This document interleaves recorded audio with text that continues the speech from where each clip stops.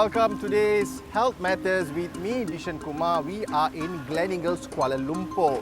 Now we are here to talk to the consultant pediatrician about congenital heart defects. Now, what is congenital heart defects? We'll have that all in today's episode, and also it doesn't only affect newborn babies but also adults as well. Join me in today's episode. All right, thank you, doctor, for having us today. Thank you. You're a very busy person, so we'll get right to it. Now, when we talk about congenital heart defects or congenital heart disease, what are we talking about actually? Congenital means that you're born with it. Okay. That's the first definition. Heart defect means that you're born with a heart defect. So you trace it all the way back to pregnancy. Okay. So these defects are, unlike other diseases, they are present even in the mother's womb as the heart is being formed. As the heart starts to beat, then things are started to have gone wrong actually. So when you're born, by the time you're born, all these children who have congenital heart defect, they are already born with a problem. Okay. And when you said when the child is in the mother's womb, Yep. When is it exactly? Which week is it? Usually just even a few weeks of life, a few weeks of the formation as the heart started to pump, okay? That already, the defects have already been formed already. The heart, when they are formed, is like a tube, and then they fold, and then they grow septum to close and to separate the chambers into the upper chamber, the lower chamber. That is the time that this thing is being formed. So as the heart is formed, if the septum or the wall are not formed well, then you're left with a hole in the heart. If the blood, and we also have wall that separate out the tube into vessels. So vessels that goes to the lung, vessels that goes to the body, and if this septation is not correct, then you will end up with, for example, blood vessel going to the lung, ended up in blood vessel going to the body. So the switching of the blood vessel, vessels can be blocked as well. It can be absent completely. So chamber of the heart can be underdeveloped. So all these are things that can happen actually. Yeah. Oh, why does this actually happen? Is there a specific reason to why this? Okay. This We believe that it is. We have evidence that shows that it is interactions between the genes, okay, and also the environment. Okay, but we cannot, in general, pinpoint what is in the environment. There are certain things in the environment that can predispose a pregnancy to congenital heart disease. For example, mothers who were infected with viruses like rubella viruses, for example, then these children, when they are born, they have increased incidence of cardiac defects. Certain maternal medications that mothers take can also predispose a mother to that. But many children who are born with congenital heart diseases, their parents themselves may have congenital heart disease as well. Hereditary in that Yes, sense? in hereditary. We have cardiac surgeries available. So for many years in this country already, we have seen children who had congenital cardiac lesions has grown up, and then they are coming to us now. Some of them come with their wife who in a pregnancy, and the baby in the womb has congenital heart disease actually. So there is an element of hereditary elements. You need, okay, and also the environment as well. Yeah. Like what supplements the mother is taking, medication or is certain it food? types of medications. Certain medications moms are taking, for example. Yeah. So if people want to know about this, what can they do? Should they consult their physician if they want to know? Should mothers who are pregnant, if they want to not have this and want to avoid all that, what should they do? Well, sometimes it's unavoidable actually. The best thing to do is actually a screening. The best screening that's available is what we call antenatal. Antenatal meaning that before birth. Antenatal, before birth ultrasound. So who does the ultrasound? Usually obstetricians who are skilled in looking at the baby. Most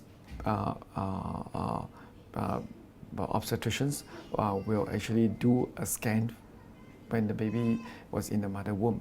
So there is something called a congenital abnormality scan, and that is usually conducted when the baby was around 4 months plus. 4 months. 4 months, in the mother's womb. So there will be a time around 18 weeks of pregnancy, and these are the job of obstetricians. So trained, skilled obstetrician, we call them maternal fetal specialists, can actually run through the whole baby from the head all the way to the toe, and they can actually detect that. And the congenital abnormality is part and parcel of this congenital abnormality scan detection. So meaning that we actually rely on skilled obstetricians to detect that. Okay, and detection in that sense, obstetricians, when they look at the baby, can they immediately know, or is there something else they see there's something wrong, and that we need to do extra more tests? As we were talking about detections antenatally, let's talk about the ideal and let's talk about the reality. Ideal is actually that every single congenital heart will be detected by the obstetric screening, but the reality is no. No, because of two things. Number one, that certain cardiac conditions are very difficult to detect in utero, meaning inside the mother's womb. I'll give you an example. We have a heart which has 4 rooms in the heart. You have a wall at the top, at the wall at the bottom. So all baby, when they are in the mother's womb, they have a hole. We call it interatrial communication. That one must be present in the mother's womb, in the baby's heart. And that, if the baby does have a hole like that, then you cannot say that the child has a congenital heart problem. But if that hole does not close, then it becomes a congenital heart problem. So such patients cannot be detected and determined to have congenital heart problem in utero. Hole at the bottom, called the ventricular septal defect, for example, if they are very big, they can be detected. But however, some of the hole called ventricular septal defects are very small, so it is beyond the capability of the present technology to detect it. But that is not important. What is important is actually serious congenital cardiac lesion. For example, people who has a very small chamber and a very big chamber. So we call it essentially a functioning single chamber. Those can actually be detected. Blood vessels that get out of the heart, there are 2. One goes to the artery, one goes to the body, one goes to the lung. Sometimes one of them can be absent. That also can be detected. That is ideal situations. However, that even in the most advanced country, such ideal does not sometimes happen, because that to train a big army of obstetricians who are able to do all these things, you need to put in lots and lots of resources. Even in the very developed countries like in Europe or in North America, they have not even reached the ideal. So many congenital cardiac problems are missed. They are missed in utero and they are born.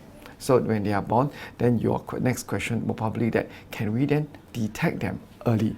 We do have signs and symptoms to detect them.